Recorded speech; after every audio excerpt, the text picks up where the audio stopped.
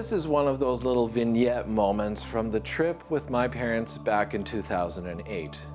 It is something that I couldn't include in the film, but I still think it's a cool snippet of life. This is a little story I call Goodbye, Irene. Imagine walking into a theater and witnessing only the final moments of a movie before the credits start rolling. Can you piece together the entire story with just the last few moments of the film? How would your story deviate from the actual story? Such an opportunity presented itself to me and my parents back in 2008 on the scenic Iron Mountain Road in South Dakota. This highway is a bucket list drive, and I would recommend it to anyone.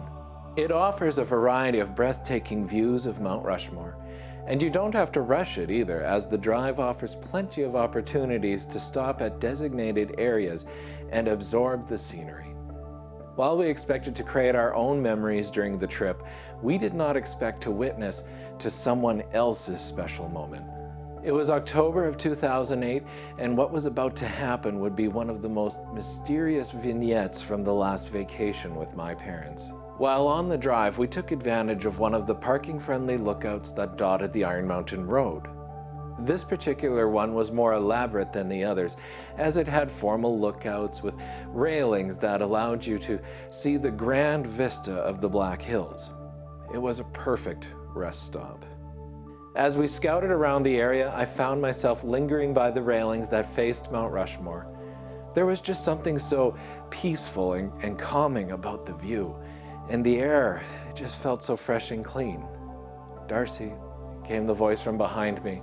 It was my mother, and I just continued to gaze forward. "Darcy," my mom said again. This time it was more insistent. I figured they had spotted an animal and they wanted me to come see. But as it turned out, they were alerting me to something else. I turned and saw a middle-aged man walking up to the railing. He was wearing, of all things, a Hawaiian button shirt with mismatching shorts. He wore a hat that seemed to hide what I would guess was a bad hair day. He was a walking fashion faux pas, and I smirked as he approached.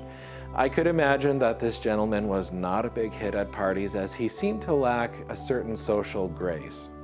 I turned back to the view of Mount Rushmore. It was then that I heard the gentleman shake a bag beside me.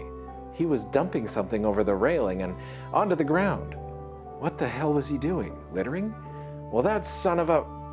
As I turned to admonish the man, I saw what he was doing. He was spreading a small bag of ashes. On the bag, in felt marker, was scribed, "Goodbye, Irene." He had a second bag with him, obviously meant for another place, which read, "I love you, Irene." In that moment, I felt like an interloper on something very private, and so I stepped back to let him pay his respects. He finished spreading the ashes, and he stepped back from the railing. He gave a nod with a satisfied smile, and he took a picture with a cheap, disposable camera. I thought the cheap, disposable camera was perfect for a socially awkward man with a mismatching outfit. It was, shall we say, consistent. The gentleman turned and walked back to his car. There was a certain satisfaction in his step. It seemed to be the fulfillment of a promise. He was clearly on a mission to honor someone whom he had considered special. I stood there, awed, and was left to ponder what had just happened. Who was Irene? A lover? A mother? A sister? Daughter? Just a really good friend? And what brought about the end of her life? Those were just the initial questions. It was like uncovering the corner of a rock on a beach, only to realize there was much more underneath the sand, and you were going to need a shovel. My parents and I would discuss that moment for the rest of the day and make infrequent references to it over the course of the next year. We had only witnessed the final chapter in Irene's existence, but she spoke to us through an anonymous loved one.